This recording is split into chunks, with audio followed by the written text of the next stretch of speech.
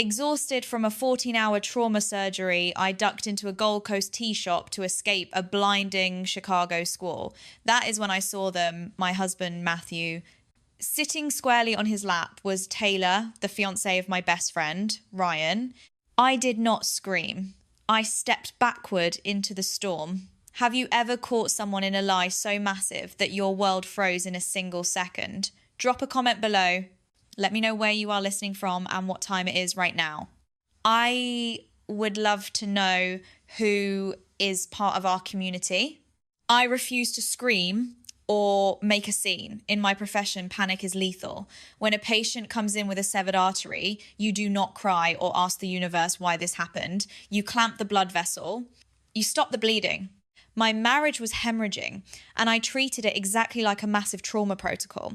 Standing outside the Rain Street window, I pulled out my phone and zoomed in.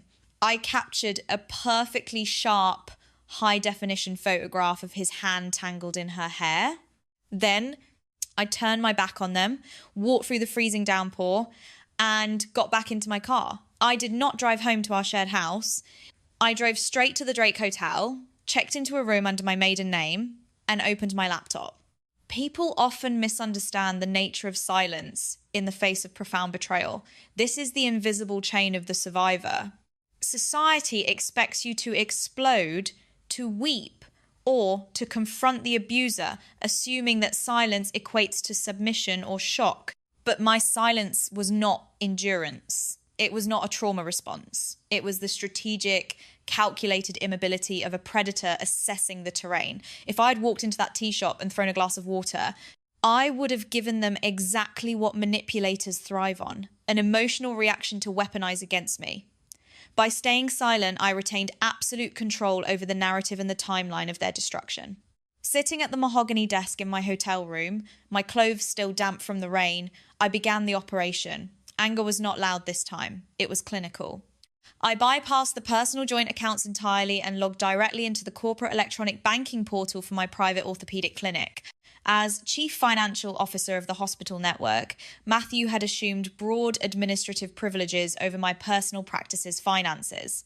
With a few rapid, methodical keystrokes, I initiated a total system override. I permanently suspended his user credentials. I locked the administrative dashboard. I cancelled every single secondary corporate credit card attached to his name. I executed this total financial freeze before he even finished his cup of tea with his mistress. I watched the green confirmation bars light up my screen, signaling that his access to my capital was officially terminated. He thought my exhaustion from 80-hour work weeks made me a blind, passive asset. Now, I realised our relationship had merely been a premium subscription, with me footing the entire bill. Tonight, the renewal date had officially expired and the corporate accounts were completely frozen.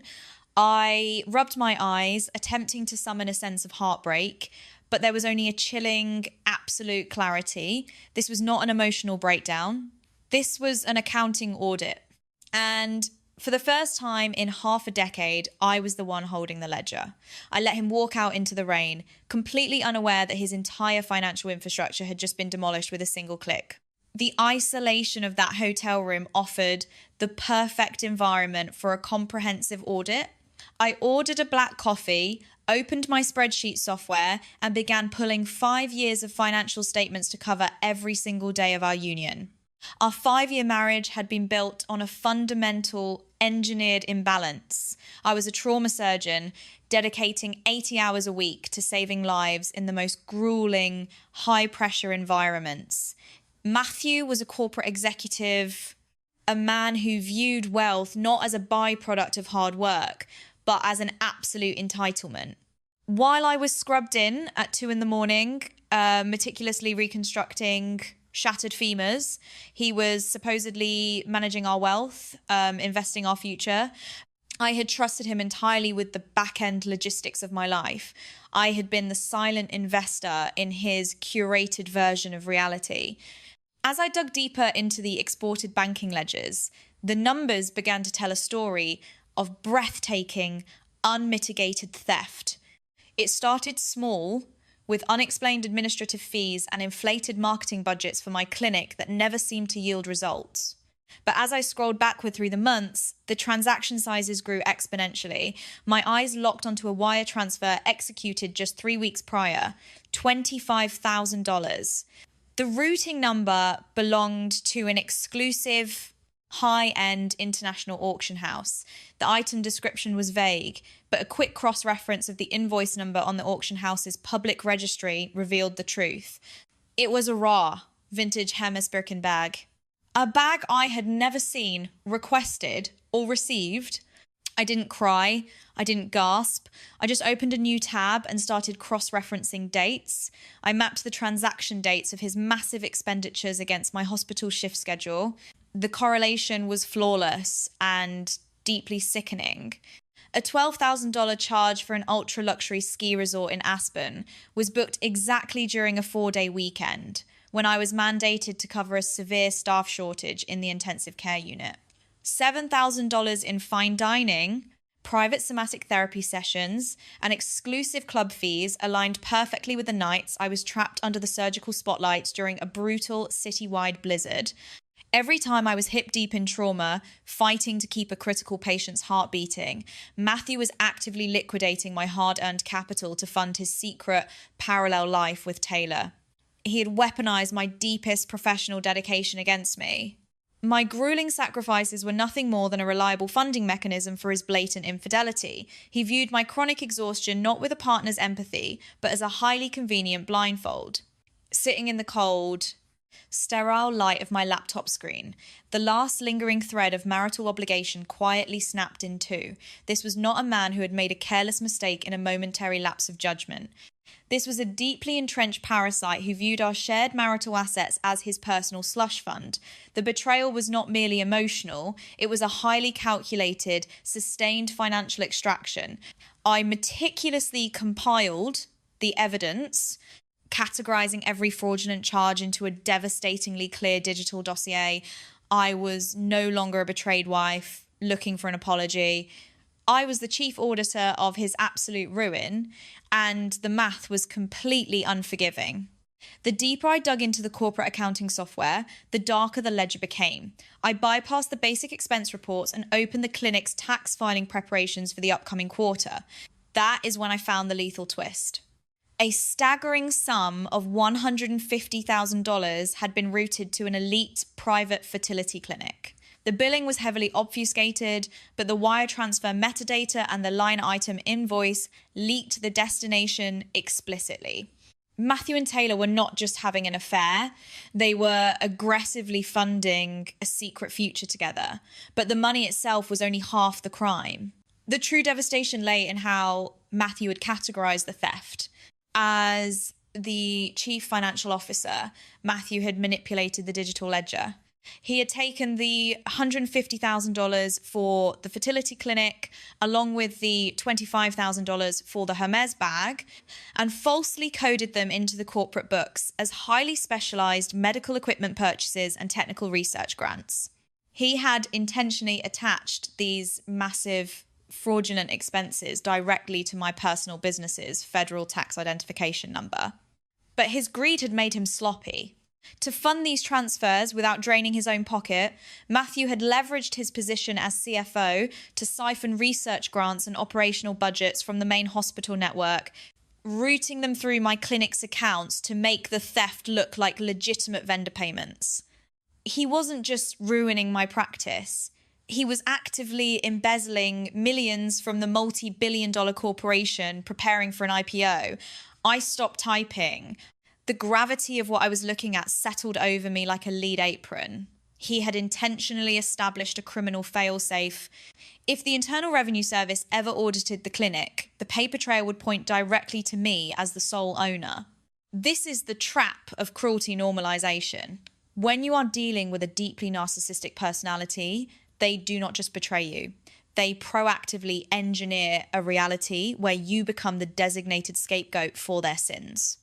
They normalize their own cruelty by convincing themselves they are entitled to your resources, and they justify destroying your life as a simple mechanism of self-preservation. Matthew felt completely justified in using my medical license as a shield for his embezzlement. He believed his executive status granted him the absolute right to strip my assets and frame me for the crime simply because I was too busy saving lives to notice the paperwork. He was essentially planting a massive financial bomb directly into the foundation of my medical career. If detonated by a federal audit, it would instantly strip me of my hard-earned medical license, permanently bankrupt my surgical practice, and potentially send me to federal prison for a very long time. The sheer psychopathic malice of his scheme completely eradicated any lingering trace of humanity I ever saw in him. I meticulously downloaded every falsified invoice, every altered tax document, and the exact IP address access logs showing Matthew's administrative account executing the fraudulent changes. I secured the massive data files on a heavily encrypted external drive. He thought he was brilliantly building an untraceable, lucrative exit strategy. He did not realize he had just handed me the precise legal ammunition required to absolutely annihilate his entire corporate existence. The betrayal had officially crossed the line from a painful, messy divorce into a highly documented federal financial crime. My retaliation was no longer about mending a broken heart or demanding a tearful apology. It was strictly about protecting my personal liberty and my professional sovereignty. I closed the laptop, the screen reflecting a woman who was fully prepared to go to war. The next morning, my phone buzzed with an unknown number. It was Taylor. She demanded an urgent private meeting at the Gold Coast Botanical Conservatory. I agreed instantly. I did not change out of my blue hospital scrubs. I wanted her to look at the uniform of the woman whose life she was actively attempting to dismantle. I arrived early, finding her seated on a wrought iron bench beneath the massive glass dome, surrounded by vibrant, blooming orchids. She was intentionally wearing a loose, flowing maternity dress, subtly highlighting the slight, undeniable curve of her stomach. It was a calculated visual strike, designed to inflict maximum emotional damage. She expected me to crumble. She expected me to weep. Instead, I sat down next to her, my face a mask of complete, terrifying indifference. I slipped my phone into the deep front pocket of my scrubs, blindly tapping the screen to initiate a high-definition audio recording. Taylor did not apologize. Instead, she launched into the ultimate psychological warfare tactic: deny, attack, and reverse victim and offender. She leaned forward, her voice dripping with artificial, condescending pity. She looked me dead in the eye and stated that my lifelong platonic friendship with Ryan was a form of severe emotional violence. She accused me of neglecting Matthew, claiming my dedication to the trauma ward had starved him of affection, forcing him into her arms for survival. She effortlessly twisted their massive financial theft and infidelity into a tragic story where they were the helpless victims of my professional ambition. Then she dropped the threat. She smiled a cold, venomous expression and promised that if I tried to expose them, she would go to Ryan first. She boasted that after 10 years together, her fiancé would unequivocally choose to believe her lies over my accusations. She threatened to paint me as a jealous, unhinged, overworked surgeon trying to destroy their beautiful new family out of sheer spite. I sat perfectly still, breathing in the heavy, humid floral air of the conservatory. I did not interrupt her. I let her speak uninterrupted. I let her confidently lay out every single threat, every twisted psychological justification, and every arrogant, detailed admission of their financial collaboration regarding the fertility clinic. I desperately needed her to feel completely in control of the narrative, because absolute arrogance always breeds fatal carelessness. When she finally finished her breathless monologue, eagerly waiting for me to explode into a hysterical, predictable rage, I simply stood up. I looked down at her, clinically analysing her the way I would assess a severely necrotic limb on a stainless steel operating table. "Are you completely finished?" I asked, my voice completely flat, devoid of any human warmth or trembling hesitation.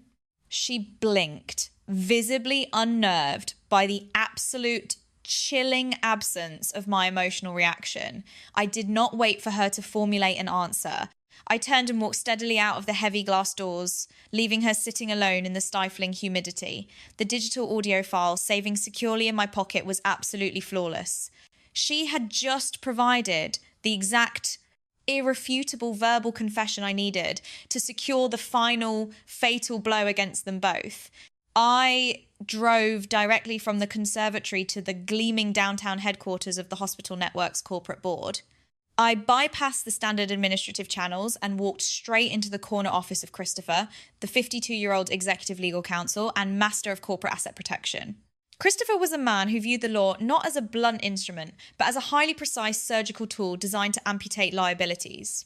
I sat across from his massive oak desk and laid out the entire arsenal. I presented the high-definition photograph from the tea shop, the crystal-clear audio recording of Taylor's extortion attempt, and the massive encrypted drive containing the falsified tax documents and fraudulent invoices. Christopher listened to the audio file in absolute silence. He then put on his reading glasses and scrutinized the financial ledgers. His eyes narrowed instantly when he reached the $150,000 wire transfer. He pointed to the authorization signature line. "Ashley," he said, his voice a low, dangerous rumble, "did you sign this release form?" I was in the middle of an emergency open heart thoracotomy at the exact minute that document was timestamped, I replied clinically. Christopher nodded. Matthew had not just embezzled funds. He had forged my signature on a major corporate financial instrument.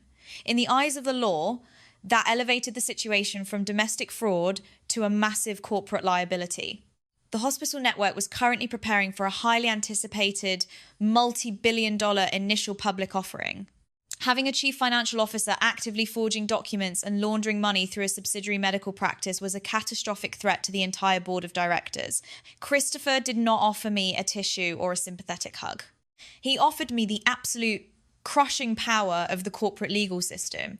He recognized immediately that Matthew was a malignant financial tumor, threatening the healthy host body of the corporation. Within 2 grueling hours, Christopher's elite legal team had drafted an emergency airtight petition. He bypassed standard family court entirely and went straight to a trusted federal district judge, securing an immediate, watertight legal injunction that permanently froze all of Matthew's domestic and international banking assets. He will not be able to buy a cup of coffee by tomorrow morning, Christopher stated, closing his heavy leather folio with a sharp, definitive snap. We are going to execute a total internal purge. The board of directors will absolutely not tolerate a rogue thief in the executive suite, especially one who leaves a paper trail this sloppy. We spent the rest of the afternoon meticulously designing the trap. I was not going to simply serve Matthew divorce papers in the quiet, dignified privacy of our home. I was going to let Christopher and the corporate board publicly execute his career. Matthew had spent his entire adult life entirely obsessed with his pristine public image, his expensive suits, and his elevated executive status. Therefore, his downfall had to be a spectacular, inescapable public dismantling. The stage was already perfectly set for the slaughter. That Friday evening, the hospital network hosted its annual elite corporate gala at the Willis Tower Skydeck. Matthew, completely oblivious to the financial guillotine hovering over his neck, had insisted I attend to maintain our flawless power couple facade. He wore a custom tuxedo. I wore a stunning backless black gown, projecting the image of a perfectly supportive, compliant wife. Taylor and Ryan were also in attendance, mingling with the city's financial elite near the massive glass windows overlooking the glittering Chicago skyline. Matthew thought he was the architect of the evening. He had no idea that Christopher, the board of directors, and I had already held a closed-door tribunal that morning. The gala reached its peak when the chairman of the board stepped up to the crystal podium to deliver the keynote address on corporate integrity and loyalty. Matthew stood beside me, sipping champagne, radiating smug, unearned confidence. Tonight we must address the true cost of loyalty, the chairman announced, his voice echoing through the massive sound system. He looked directly at Matthew. And the severe consequences of betrayal. The chairman gave a subtle nod to the technical booth. The massive high-definition LED screens flanking the stage did not display the corporate logo. Instead, they flashed a brilliant, undeniable slide. It was the forged wire transfer document, side by side with a forensic handwriting analysis proving Matthew's fraud. A collective gasp ripped through the ballroom. Matthew froze, the colour violently draining from his face as his champagne flute shattered into 100 pieces on the marble floor. Before he could even stammer a defence, the screen transitioned to the crystal clear photograph of Matthew and Taylor in the Gold Coast tea shop. Simultaneously, the impeccable audio recording of Taylor's vicious, extortionist threats from the conservatory blasted through the ballroom speakers. Her tactics, her admission of the stolen funds, and her cruel manipulation echoed off the glass walls for every executive, investor, and colleague to hear. Taylor, standing near the luxurious cocktail bar, turned the colour of wet ash. She instinctively reached out for Ryan's arm, desperately trying to anchor herself. Ryan did not yell.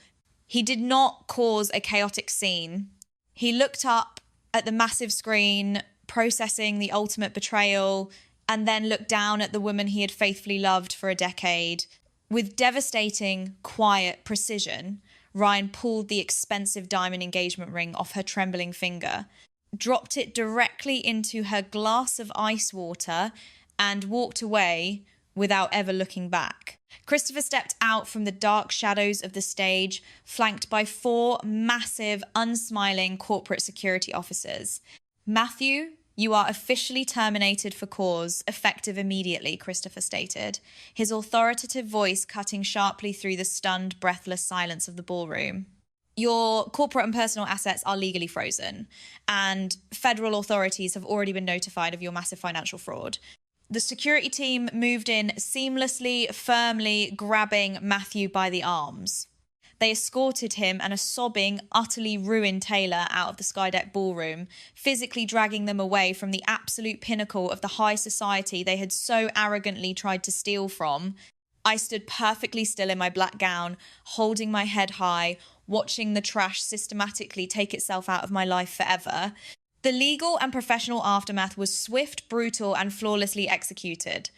Matthew was relentlessly sued by the corporate board for the full restitution of $2.3 million in stolen funds, leaving him completely bankrupt and facing a severe federal indictment. Taylor was formally stripped of her art appraisal certification due to the undeniable public evidence of her extortion. I secured a perfect, undisputed divorce decree. I recovered 100% of my clinic's assets and was officially promoted to Chief of Trauma Surgery. I left the massive, hollow suburban house we once shared and moved into a minimalist, sun-drenched condo directly overlooking the crashing waves of Lake Michigan. To fill the quiet spaces of my new life, I adopted a retired, deeply loyal canine rescue dog, a steadfast creature that actually understood the true concept of genuine protection and unconditional trust. Looking back at the wreckage, I realized that letting go of toxic vows is the only true path to finding your core autonomy. Society constantly conditions us to forgive, to endlessly compromise, and to prioritize the sacredness of a marriage certificate above our own mental and financial survival. But blind forgiveness is not always a virtue. Sometimes cutting the ties is not a failure of love. It is a highly necessary, life-saving amputation. You cannot heal a trauma wound while actively choosing to keep the necrotic tissue attached to your life. To anyone listening who constantly feels like they are living on the absolute edge of someone else's manufactured chaos, stop trying to be the exhausted peacemaker in a domestic war you did not start. Stop accepting the designated role of reliable collateral damage for a narcissist who views your pain as a stepping stone. True power does not scream. It does not throw dramatic tantrums or beg for basic respect. True power strictly calculates, it clinically executes, and it confidently builds a magnificent, unshakable future directly from the ashes of those who arrogantly tried to burn you down. If this story of reclaiming your dignity and executing silent clinical retribution resonated with you, please hit the like button, subscribe to the channel, and turn on notifications so you never miss our next breakdown. Share this video with someone who needs the courage to step out of the dark today. I will see you in the comments section below.